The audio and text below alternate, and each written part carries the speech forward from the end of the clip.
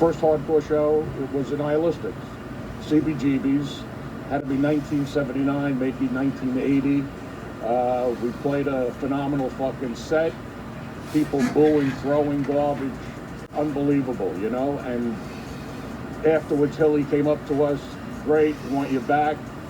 And he placed a dollar bill. Well, actually, I thought it was a $100 bill. Placed it later on. It was a dollar bill. But he said, "You guys are so fucking hardcore." So that was the first time I heard the term hardcore. Then later on, DOA came out with an album called Hardcore 1980. But now I'm reading in books on the internet and all this other bullshit that the Nihilistics are the first and only real American hardcore band. So take that to the fucking bank. A lot of memories of A7. I did like the venue, a little small, but I remember the place was packed, you know how it was, and this guy just comes to the stage, and I thought he was fucking around, and he had it looked like a knife, and I looked down, and it was a knife, and I'll never forget this guy. I didn't really see that much blood. I thought he was fucking around, but he had on these checkered pants, and I'm like, what a fucking jerk-off with a knife sticking out of his belly and checkered pants. So he comes right up to me, and I grabbed the knife. It was a switchblade, I later found out. I put my boot on him just to get him off of me, and I went like that. Blood started squirting all over me. I got pissed off, and I kicked him in the fucking face. I wouldn't actually say peers, not other bands, because we weren't receptive. People did not receive us. When we started playing on a regular basis, we would play Max's Kansas City, and you know, people are booing, go back to Long Island because we're from Long Island. But I mean, Paul from Sheer Terror, he was maybe 13 or 14. He would come to the Long Island shows, you know, guys like that, girls like that eventually they morphed into bands, or you know, they got older. So I mean, yeah, people did see the Nihilistics come up from nothing. Our first show was actually in the wintertime in front of an American Legion hall, and you know, a few people showed up. So I mean, this is like, again, the beginning of what turned into the hardcore movement. And again, I have to stress that we were not welcomed or received with open arms in any way, fucking shape or form. And our shows displayed that anger across the board. Yeah, there was always a Long Island hardcore scene. There was smaller venues, but a big venue that we always played at was my father's place. Tremendous. We played there, I remember, I think it was with Ramones, Dead Boys, Black Flag, and we would play many, many times ourselves, and we would organize shows there. And that was Epi from my father's place that set that up. And there was weekly shows. Almost every week there was a show, and Long Island had a tremendous presence in the hardcore scene. A lot of bands came out of Long Island. A lot of bands from Queens came out and played. And it was a great venue, very friendly venue. No, I never lived in a squad.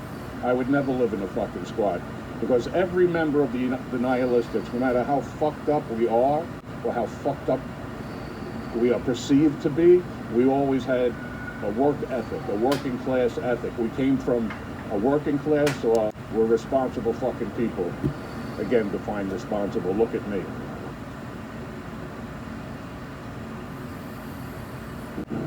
No, nothing. You know what the problem is? I've seen too much. I've seen too much in life. I've seen too much in the hardcore scene. I've seen too much in the punk scene. I close my eyes and I see things that no man, animal, beast, woman, child should ever see. And if you understand that, then you understand the Nihilistics, and then maybe you might understand yourself.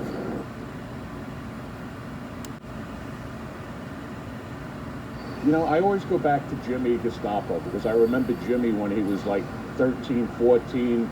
The first time I think they ever played, they opened up for us at a place called Plugs with Giorgio Grabelski. And I remember Jimmy moshing and everything like that, but he was a great, wonderful kid, really fucking funny. And I'm pretty sure Giorgio passed out, snorted away all the proceeds from the door, didn't fucking pay us.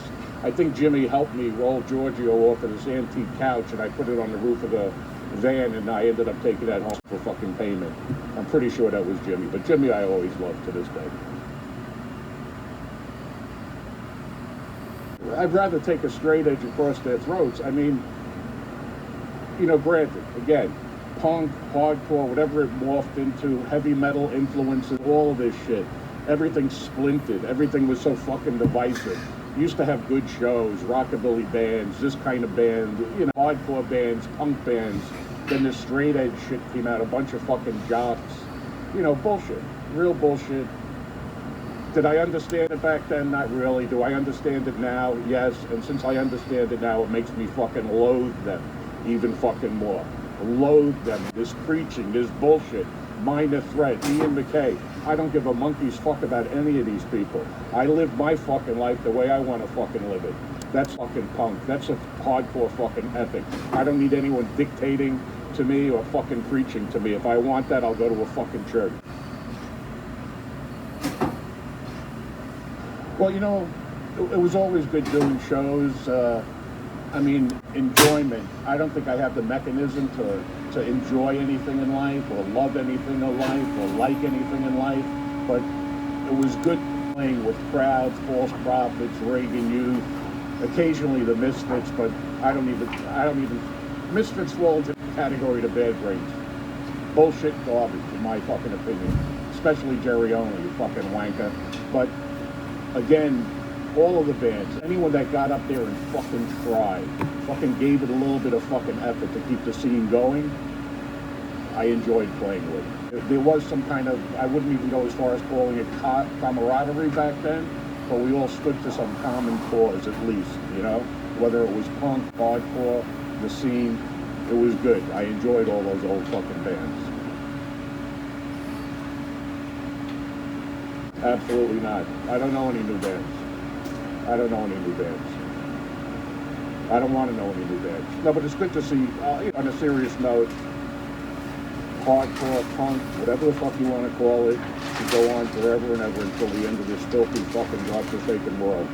And I like the fact that bands are starting, but you know, the whole thing is don't put emphasis on the type of instrument, how good you are. Just get out there and fucking do it. Get a bunch of guys, girls together, make some noise, fucking do it.